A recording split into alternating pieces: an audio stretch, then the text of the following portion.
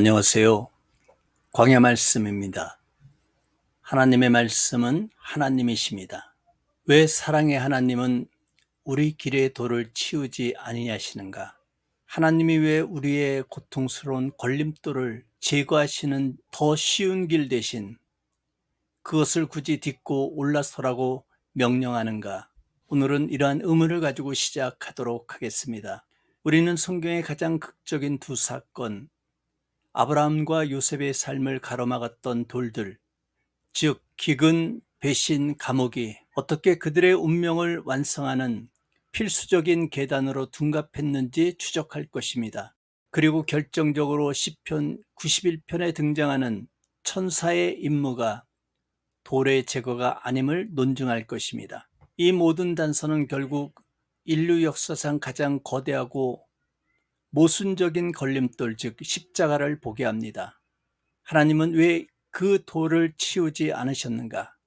그리고 그 돌을 딛고 부활하신 예수 그리스도를 통해 이 모든 역설이 어떻게 완벽한 승리의 이야기로 완성되는지 목격하게 될 것입니다. 한 소년이 어린 여동생의 손을 잡고 길을 오르고 있습니다. 발목을 뒤트는 자갈과 무릎을 멍들게 하는 날카로운 돌들이 사방에 널려 있습니다. 지친 여동생은 울상을 지으며 투덜거립니다. 무슨 길이 이래? 울퉁불퉁하고 돌투성이잖아. 이 목소리는 3000년 전 욥의 탄식이자 오늘을 살아가는 그리스도인들의 절규입니다. 하나님, 왜 제 인생은 이 모양입니까? 왜 내 삶은 유독 돌멩이들이 많습니까? 우리는 평탄하고 안전한 길을 원하지만 하나님이 우리를 인도하신 곳은 돌투성이의 길입니다. 소녀는 무심한 듯 여동생에게 놀라운 진리를 담아 대답합니다. 걸림돌은 딛고 올라서라고 있는 거야. 우리는 흔히 위인들의 삶을 멀리서 바라보며 그들의 영광만을 봅니다.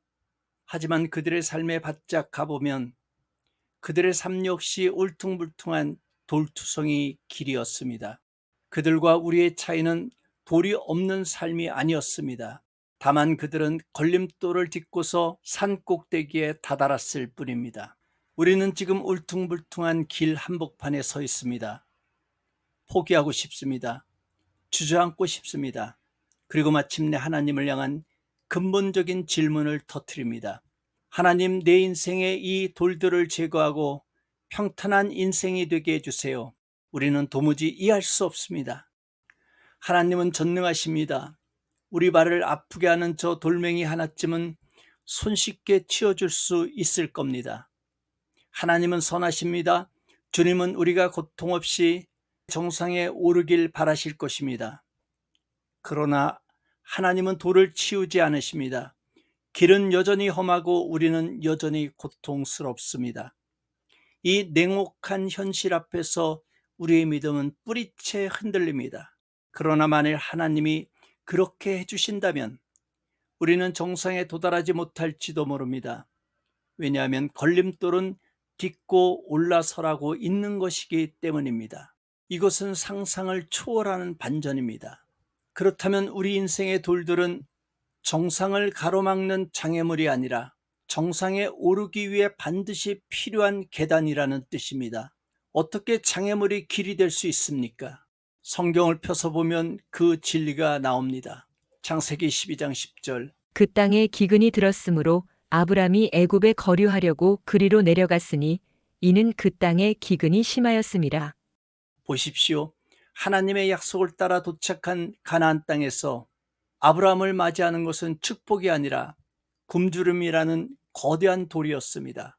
조카롯이 문제를 일으켰고 얼마 후에는 그 땅에 전쟁이 터졌습니다. 아브라함은 목숨을 걸고 싸워야 했습니다. 아내의 충고로 아브라함은 스스로 만들어낸 걸림돌로 마음에 슬픔을 안겨준 이스마엘을 낳게 됩니다. 마침내 얻은 약속의 아들 이삭. 그러나 하나님은 이삭을 제단에 바치라고 하셨습니다. 이 모든 것들은 이것은 모든 돌 중에 가장 이해할 수 없는 돌. 하나님이 자신의 약속을 스스로 파기하라고 명령하신 최악의 모순이었습니다. 아브라함의 삶은 믿음의 조상이라는 칭호와는 어울리지 않게 실패와 고난의 돌들로 가득했습니다. 그러나 놀라운 것은 오히려 그것을 딛고 더 높이 올라섰다는 사실입니다. 기근이라는 돌을 딛고 아브라함은 하나님의 공급하심을 배웠고, 모리아 산이라는 가장 큰 돌을 딛고 올라섰을 때 그는 비로소 믿음의 조상으로 완성되었습니다. 아브라함의 걸림돌은 그의 정체성을 빚어낸 하나님의 작품이었습니다. 성경에 나타난 두 번째 돌인 요셉의 삶은 간헐적인 돌이 아니라 10대 후반부터 30세까지 그의 젊음 전체를 뒤덮는 돌밭길 그 자체였습니다. 요셉은 노예였고 죄수였습니다. 그러나 걸림돌은 오히려 도약의 발판이 되었습니다. 그리고 마침내 요셉은 온 애굽의 이인자가 되었습니다. 이 경로를 보십시오. 요셉이 노예로 팔리지 않았다면 애굽에 갈 수 없었습니다. 요셉이 감옥에 갇히지 않았다면 바로의 관원장을 만날 수 없었을 것입니다. 그 만남이 없었다면 요셉은 결코 바로 앞에 서지 못했을 것입니다. 요셉에게 감옥이라는 절망의 걸림돌은 총리의 자리로 가는 길을 막는 장애물이 아니라 그곳으로 갈 수 있는 유일한 통로였습니다. 하나님은 돌들을 치우지 않으셨습니다. 왜냐하면 바로 그 돌이 바로 길이었기 때문입니다. 이제 우리는 이 놀라운 디딤돌을 뒷받침하는 핵심 본문 시편 91편을 세 번째 증거로 살펴보겠습니다. 시편 91편은 안전한 교회당이 아니라 치열한 전쟁터에서 쓰였습니다. 전쟁, 올무, 질병, 밤의 공포, 낮의 화살, 온갖 위험이 난무하는 돌투성이 길 한복판입니다. 시편 91편 11절로 12절 그가 너를 위하여 그의 천사들을 명령하사 내 모든 길에 너를 지키게 하심이라. 그들이 그들의 손으로 너를 붙들어 발이 돌에 부딪히지 아니하게 하리로다. 우리는 이 약속의 말씀을 읽고 하나님이 천사를 보내 우리 앞에 돌을 제하여 길을 곱게 해주실 것을 기대합니다. 그래서 돌을 만나면 불평하고 발로 차려다 괜히 다치고 결국 멈춰 더 이상 가지 않거나 돌아가는 어리석음을 반복합니다. 하나님은 길에 돌을 없애 주시겠다고 약속하지 않으셨습니다. 다만 그것이 걸림돌이 아니라 디딤돌이 되게 하신다고 약속하십니다. 삶의 역경으로 인해 더 높이 오르게 하겠다고 약속하십니다. 발이 돌에 부딪히지 않는다는 것은 돌이 사라진다는 뜻이 아닙니다. 이것은 천사들이 우리의 발을 붙들어 그 돌을 헛디뎌 넘어지게 하는 것이 아니라 그 돌을 정확하게 딛고 올라설 수 있도록 돕는다는 뜻입니다. 하나님의 보호는 우리를 문제로부터 격리시키는 온실이 아닙니다. 그것은 문제를 통과할 힘을 주시는 능력입니다. 하나님은 우리 삶의 균형을 맞추십니다. 햇빛과 비, 잔잔함과 풍랑, 웃음과 눈물이 모두 필요합니다. 평평한 길만 걸어서는 결코 산의 정상에 도달할 수 없기 때문입니다. 아브라함이 올랐던 모리아산, 요셉이 갇혔던 감옥, 시편 기자가 노래한 천사의 임무, 이 모든 것은 단 하나의 사건, 단 한 사람을 향해 달려가고 있습니다. 우리는 어떻게 이 불가능한 걸림돌을 디딤돌로 바꿀 수 있습니까? 그 비결은 나의 역경과 고난의 시선을 거두고 믿음으로 예수 그리스도를 바라보는 것입니다. 예수님은 인생길에서 가장 큰 장애물에 부딪힌 사람입니다. 주님은 가난한 집안에 태어나셨으며 나사렛에서 무슨 선한 것이 날 수 있느냐는 멸시의 돌이었습니다. 예수님은 가롯 유다의 배반으로 노예의 몸값에 팔렸습니다.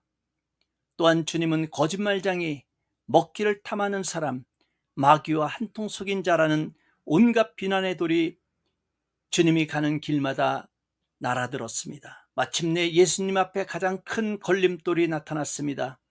다른 강도처럼 십자가에 달리셔야 했던 것입니다. 십자가는 인류의 모든 죄와 고통, 모순과 절망이 응집된 가장 거대하고 끔찍한 걸림돌이었습니다. 하나님은 천사 군단을 보내 이 돌들을 치우실 수 있었습니다. 겟셋마네 동산에서 베드로가 검을 뽑았을 때 너는 내가 내 아버지께 구하여 지금 12군단 더 되는 천사를 보내시게 할 수 없는 줄로 아느냐. 말씀하셨습니다.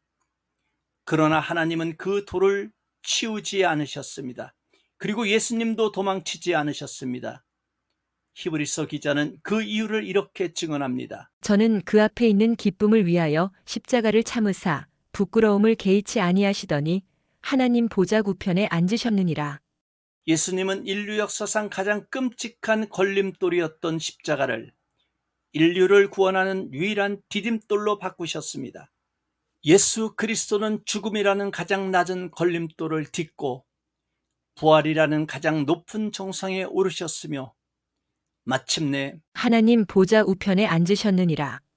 하나님이 우리 삶의 돌을 치우지 않으시는 이유는 그 돌이 하나님을 만나는 유일한 통로이자 우리가 그분의 영광에 참여하는 유일한 디딤돌이기 때문입니다.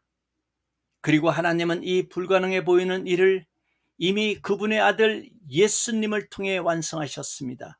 이제 우리는 우리의 삶이라는 현장으로 돌아와서 인생길의 걸림돌을 나는 어떻게 반응하고 있습니까? 우리는 여전히 그 돌 앞에서 불평하고 멈춰 서고 뒤돌아가려 합니까? 아니면 이제 그 돌에 담긴 하나님의 거룩한 초대를 발견하셨습니까? 우리의 시선이 바뀌어야 합니다.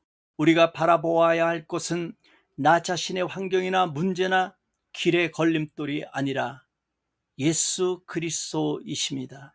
우리가 우리의 문제, 우리의 환경, 우리 앞에 거대한 돌을 바라보는 한 우리는 낙심하고 절망할 수밖에 없습니다. 그러나 우리가 믿음의 주여 또 온전하게 하시는 이인 예수를 바라보자. 기적이 일어납니다.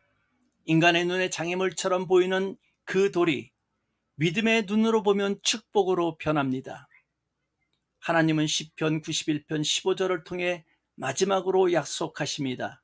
그가 내게 간구하리니 내가 그에게 응답하리라. 그들이 환난 당할 때에 내가 그와 함께하여 그를 건지고 영화롭게 하리라. 하나님은 환난을 없애주시는 것이 아니라 환난 속에서 우리와 함께 하시고 바로 그 환난을 통해 우리를 영화롭게 하십니다. 우리를 짓누르는 경제적인 문제가, 우리의 감옥과 같은 현실의 문제가, 우리를 못 박는 십자가와 같은 불가능한 문제가 바로 우리를 더 높이 오르게 할 유일한 디딤돌입니다. 그러므로 우리는 이렇게 선포해야 합니다. 그렇다. 걸림돌은 딛고 올라서라고 있는 것이다. 이것이 하나님이 허락하신 돌에 대한 하나님의 영광스러운 대답입니다. 아멘.